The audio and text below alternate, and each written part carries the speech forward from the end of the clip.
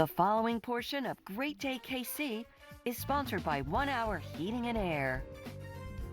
There's a lot of myths and frankly bad information out there when it comes to heating and cooling your home. So today we've enlisted the help of an expert to get to the bottom of it. Bust some myths, as they say. Joining me now is Matt Maynard from 1 Hour Heating and Air. Hey, Matt. Hi, how are you? I'm doing really well. I'm excited to myth bust here. Oh, of course, I am too. Okay, so let's get to the first one. Do you really need to change your air filter every month? Well, yes and no. It all depends on the house, the type of filter that you use. Do you have dogs, cats, other pets, allergies, stuff like that? Can all play a factor in how often you actually need to change the filter. 2 to 3 months is usually a good rule of thumb, but again, it all just depends. I mean, check it out every month or so and just make sure when it looks dirty, you change it. If not, then it's good to go. All right, it's really that simple. Y'all, you just have to take a look at it.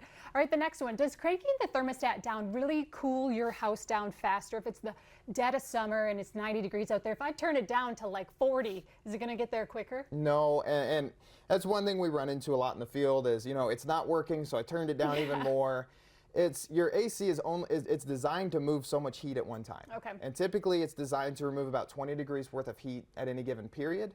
So you're only removing 20 degrees worth of heat, whether you turn it down to 40 or you turn it up to 80, depending on the temperature of the house.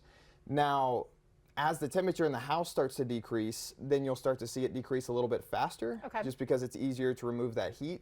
But it's only designed to remove so much heat. Okay, good to know. This one I have to know about. Does closing vents in rooms that you don't use as much, does that help to save energy? If it does, it's pennies on the dollar. Okay.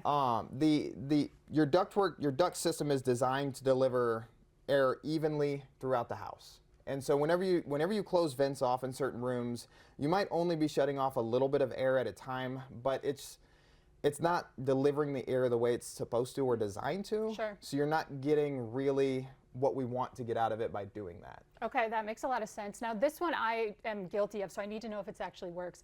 When you turn the AC, I'm like gone during the day, so I'm like, I'll just turn the AC off during the day, then I get home, turn it back on at night. Am I just digging myself a hole?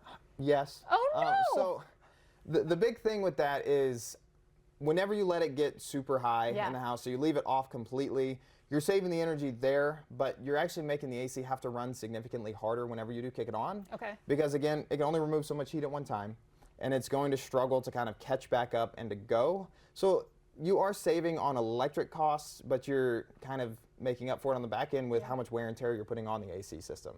And the best way to do it is turn it up a few degrees while you're gone. Okay. That way it doesn't get, crazy hot in the house while you're gone.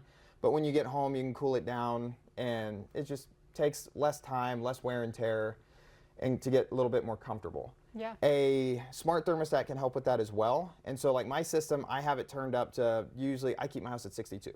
So I have it go up to 68 while I'm gone, and then about an hour before I get home, I have it set that back down. So by the time I get home, it's back down to temperature, but while I was gone, it didn't have to run as much. Do you go to people, like when you go to a friend's house or something, do you go look at their thermostat and you're like, dude, you could be saving so much more money if you just put it down? Do you do that? Yes, and my friends do make fun of me for it. And there's one a couple weekends ago, kind of a little off topic, but a couple weekends ago, I heard my friend's AC unit kick on. I went to peek and found their water heater was leaking, so we had to address that. But it was just funny. My brother and sister-in-law kind of made fun of me for it. Oh my gosh, I love that. That's hilarious. And don't let them bully you. That's a fun party trick. It is. All right, so before we go, what is one of the biggest myths that you hear the most with HVACs? I mean, there's several of them. The biggest one, filters. That's always a big one.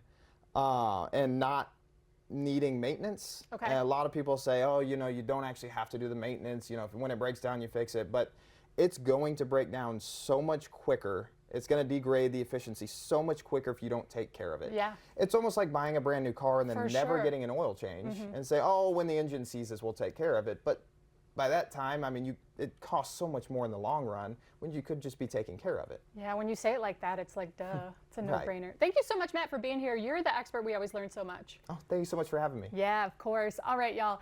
Right now, you can get a free service call with a repair at 1 Hour Heating and Air. Visit onehourkc.com or give the number on your screen a call today.